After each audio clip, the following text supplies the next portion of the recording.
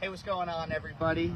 This is your Legislation and Military Policy Director, Matthew Schwartzman, coming to you live from the U.S. Capitol with another edition of the ROA Up to the Minuteman Update.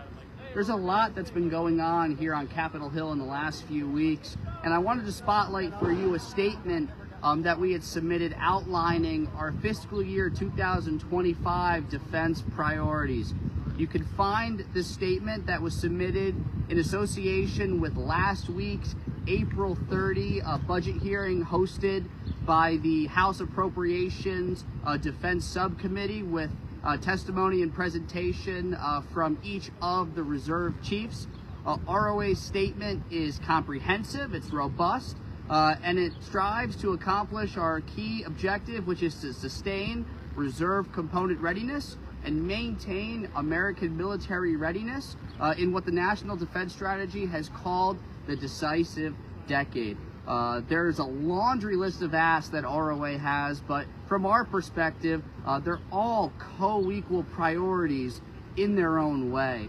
I'll spotlight a couple of ROA's acts of Congress for the fiscal year 25 budget cycle. First, we're urging Congress to not allow the spending caps that were imposed by the Fiscal Responsibility Act to harm readiness of each of our military services. ROA is urging Congress to maintain defense spending at no less than 5% of GDP until such a time that we can demonstrate that such spending is adequate. DoD's mission is simply to deter war. And unfortunately, when taking a look at the international system, we see war in Europe, we see war in the Middle East, and we see a potential intensified conflict with China in the Indo-Pacific region.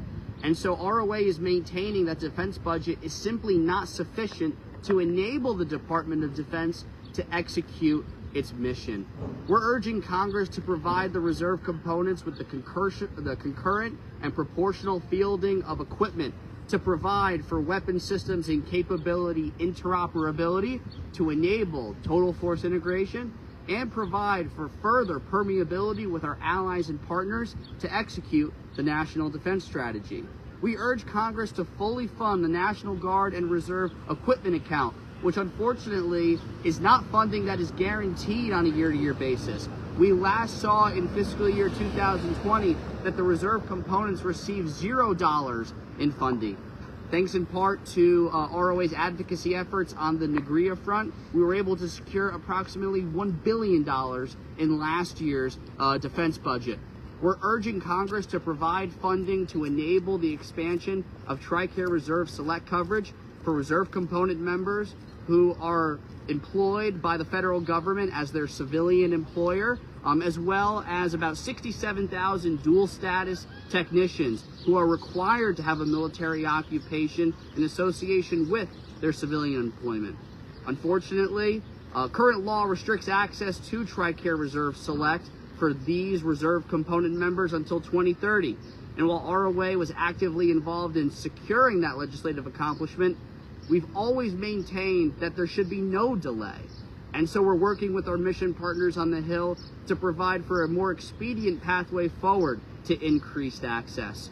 The last campaign that I'll spotlight for you, which was echoed in each of the statements that were submitted and in a line of questioning from the reserve chiefs, is duty status reform. Duty status reform has been the subject of debate and conversation for decades now. ROA has long maintained that the duty status reform system that currently drives the usage of the reserve components is outdated. In fact, we even described it in a previous statement we submitted to Congress as Byzantine-like.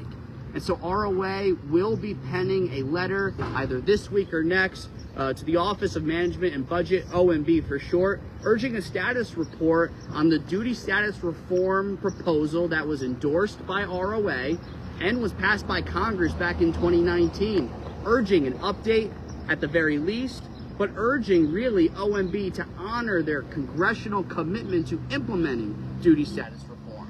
And so ROA, again, I encourage you to review the statement that was submitted. There's a link in the description of this video.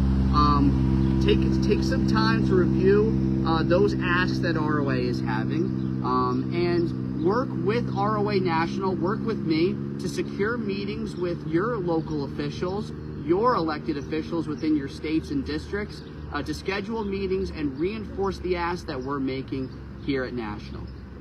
And so that's just a little bit of what ROA has been up to in recent time. This is not the only statement we've submitted. You'll see that the congressional testimony sub-tab of our advocacy page has been fully updated and includes all of those statements. This includes a statement on our 2024 veterans priorities. This includes a statement on what was submitted to the House Veterans Affairs Economic Opportunity Subcommittee in association with March 20 hearing on the Transition Assistance Program. And it also includes a statement that we submitted to the U.S. Senate Finance Committee urging the restoration of funding for the Public Health Service Ready Reserve Program. More to come on that in another video soon. And so thank you very much, everyone, for tuning in to this Up to the Minuteman update. Again, our fiscal year 25 defense budget priorities are now on the website for your viewing pleasure. Please familiarize yourself with them, and I'm more than happy to answer any questions you have, whether that's by email or in the comment section below. So thank you again, and enjoy the rest of your Tuesday.